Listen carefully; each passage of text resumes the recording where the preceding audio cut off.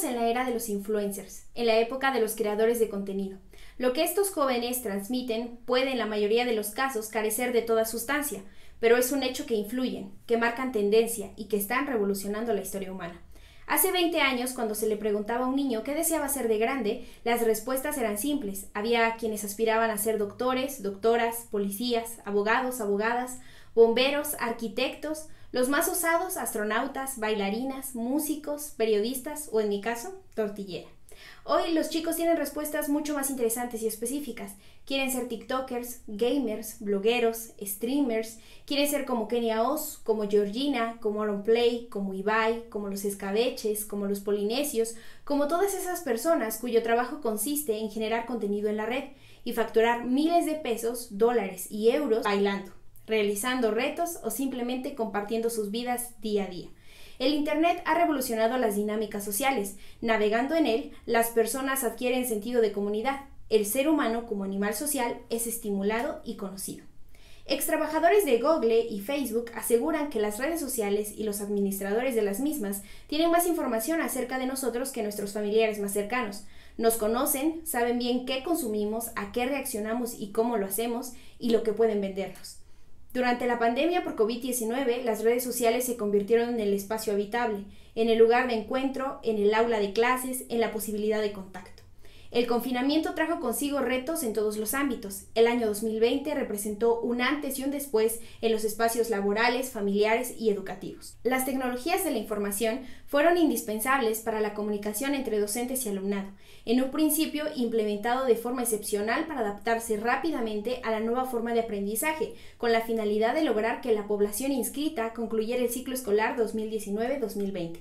Sin embargo, pese a los esfuerzos, alrededor de 738.4 mil personas inscritas en ese ciclo escolar 2019-2020 dejaron los estudios. Según cifras del Instituto Nacional de Estadística y Geografía en la encuesta para la medición del impacto COVID-19 en la educación, los motivos específicos asociados a la COVID-19 por la que no concluyeron sus estudios fueron: perdió el contacto con maestras, maestros o no pudo hacer tareas en un 28.8%. Alguien de la vivienda se quedó sin trabajo o redujeron sus ingresos en un 22.4%. La escuela cerró definitivamente 20.2% y carecía de computadora, otro dispositivo o conexión a internet 17.7%. Las consecuencias de este cambio son evidentes. Los jóvenes en edad laboral que no volvieron a la escuela ingresaron rápidamente a las filas del trabajo informal, donde carecen de garantías y son presas fáciles de mercenarios oportunistas, mientras que los que regresaron paulatinamente a clases presenciales malabarean con los ajustes. Estudiantes y docentes enfrentan los estragos en salud mental que trajo consigo el confinamiento. De acuerdo con un estudio realizado por el Instituto Belisario Domínguez del Senado, debido a la pandemia por COVID-19, la cifra de personas que padecen algún trastorno mental ha incrementado hasta 5 veces más. En 2019, 14.7 millones de personas en México padecían de algún trastorno mental como ansiedad, depresión, trastorno bipolar, esquizofrenia y trastorno alimenticio, que representaba un 11% de la población, mientras que en 2022, 28% de los mexicanos reportó síntomas de estrés postraumático.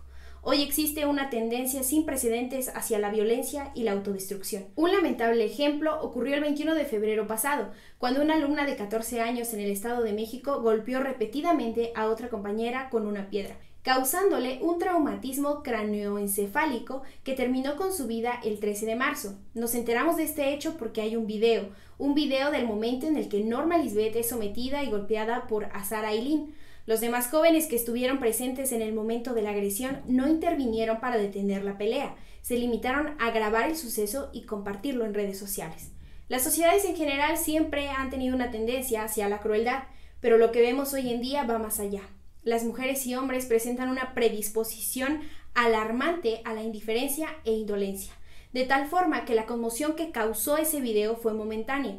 De inmediato pasamos al siguiente tema, a la siguiente tendencia en la red.